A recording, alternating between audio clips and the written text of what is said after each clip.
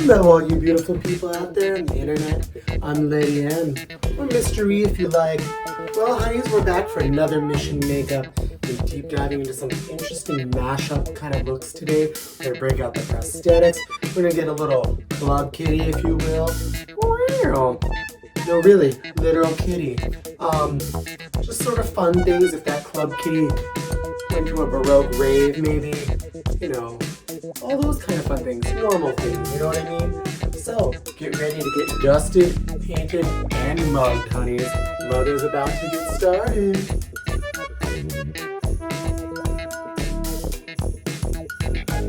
Thinking historically about the Club Kid era, I've sort of related to it personally because of its DIY ethos.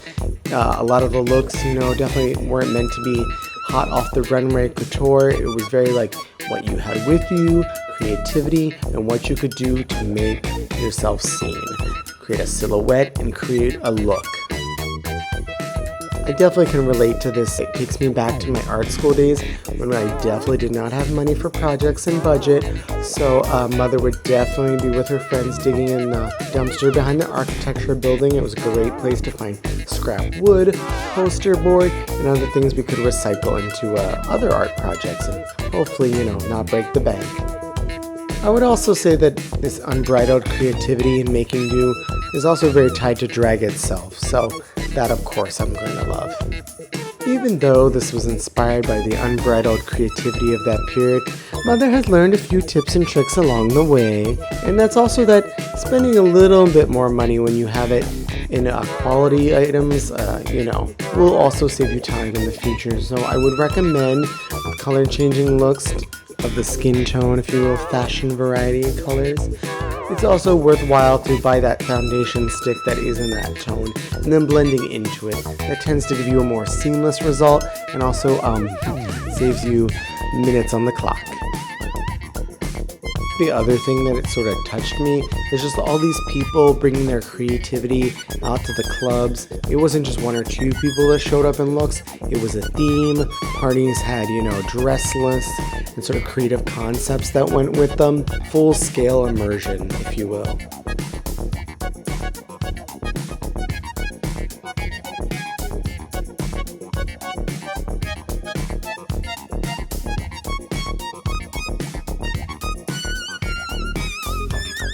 What you're seeing in the video now is kind of me sort of rough sketching, that sort of thing, as well as what I call the spaghetti approach. Just layering products, throwing noodles at the wall and seeing what sticks. As someone who's not a frequent user of prosthetics, but does love to break them out when necessary and when the look calls for it, I've learned there are some definite pros and cons for myself. I do like a prosthetic nose if I can get one that has holes in some way, like actual nostril holes, of course. It has to make sense. It really helps to have that air to breathe because it can get quite warm and sweaty under there.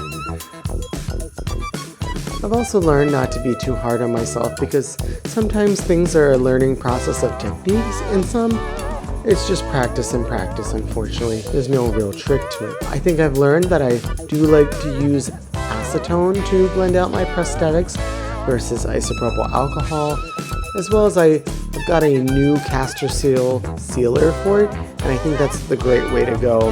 It's sealing foam latex, as well as now I'm a big proponent of pre-painting your prosthetics. I think I've learned with pre-painting prosthetics, it saves me the time and stress of putting it on, getting sweaty, forgetting what I'm doing. It just makes it smoother, nicer. I do it the day before and it is all ready to go. I think in my reference to Club Kid culture, I was definitely thinking Leigh Bowery, tight to the head sort of hoods. The collar, of course, very commedia dell'arte, clowns. And I think sort of the makeup, some of it does reference a little bit of that clown, intentionally or not. I also wanted to reference it in the big chunky boots I wear later for the end styling, as well as the sort of A-line voluminous dress I wear later. Those were definitely Leigh Bowery and Club Kid influences for sure. Well, mother does have a little more budget than she used to have. She still has old habits that die hard. She definitely loves to reuse things. She definitely, actually, as you'll see in these Halloween looks, I am wearing, styled differently, the same black dress that I made. So one black dress, 3 looks, so bang for your budget, honey. As well as there's some things I never throw out. Wig caps. I do tend to wear some of my favorite eyelashes over and over, even though I have so many of them stacking up. You gotta love a free gift with purchase, don't you? Even though some of the DIY club kid ethos created fashions in a sort of down and dirty scene, they really elevated themselves in a way because they've become iconic fashion influences, not just in regular culture, but in higher up echelons of fashion and couture, you know? So, in a sense, I don't really think of this personal look as just a Halloween look or something you wear to your office party. I think of it as a look that could be a reference for all kinds of fashion at any time of year. Just like the club kids with their gritty beginnings, I hope to try to take my looks and elevate them, you know, just the way the club kids became iconic references for fashion to this day.